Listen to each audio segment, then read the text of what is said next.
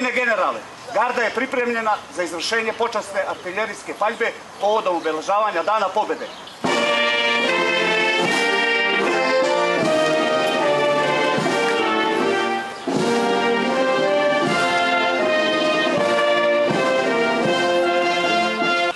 Povodom 9. maja, Dana pobede, izvršiti počasnu artiljerijsku paljbu u glavnom gradu Republike Srbije, Beogradu, 8. maja 2024. godine.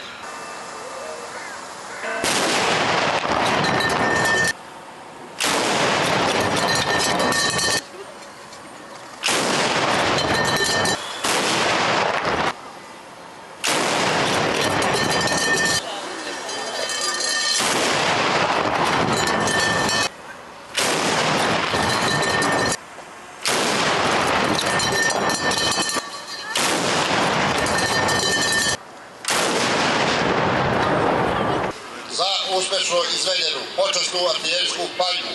Vrlo dobro! Služimo Srbiji!